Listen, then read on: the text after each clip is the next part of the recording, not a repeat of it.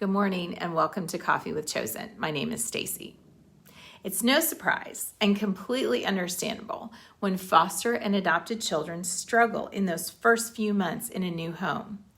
What surprises many foster and adopted parents, however, is that they find it difficult to connect with the new children in their home.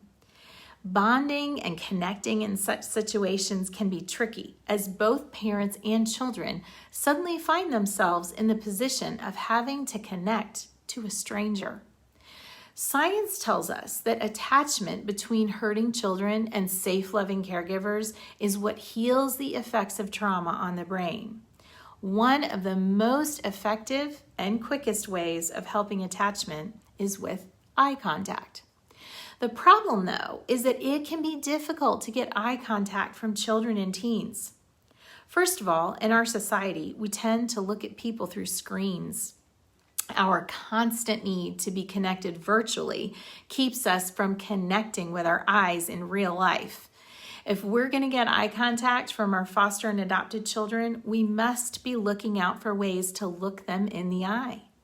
Second, when we do look children, and especially teenagers, in the eyes, we tend to do so when we need to get their attention, when we need to correct them, or when we need to make a point.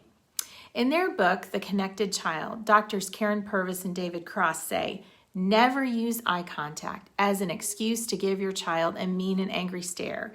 Instead, use your eyes to communicate in a loving and nurturing way. The goal here is to be healing. Give your child the experience he would have received if he had been with you from the beginning, when you could have cradled him in your arms and gazed at him with love. The last problem with getting eye contact from our foster children and teens is that it's really hard for them to look at us in the eyes. We're basically strangers, and frankly, looking strangers in the eyes makes children and us feel vulnerable. So, keeping in mind that we tend to look at screens more than people, that we should never force eye contact, and that it's hard for children to give eye contact, I want to give you some practical suggestions for getting that all-important connection with the eyes. You can encourage eye contact in toddlers by asking your kiddo to feed you snacks, gently taking your toddler's hands and placing them on your cheekbones, and sitting in front of the mirror with your child and looking into her eyes through the mirror.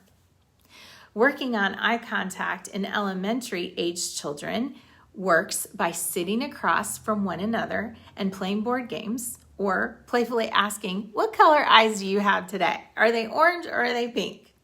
It can also be really helpful to get at an elementary child's eye level and mimic their movement.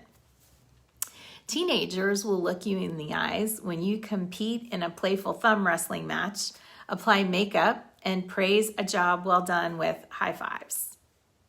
At first, establishing eye contact may seem awkward and a waste of time. With busy schedules and constant distractions, you may not even realize that you're not looking in your children's eyes regularly. When your foster or adopted children are talking, do you stop what you're doing and look while you're listening? If your newly adopted child is having trouble looking at you when you are talking, are you intentional about getting in her field of vision so that it's easy for her to look at you? If you're struggling to connect to your teenager, have you put your phone down long enough to gaze into your son's eyes even when he's not talking? Stop, look, and listen today. We'd love to help you with this and other techniques to attach to your children, so don't hesitate to give us a call today.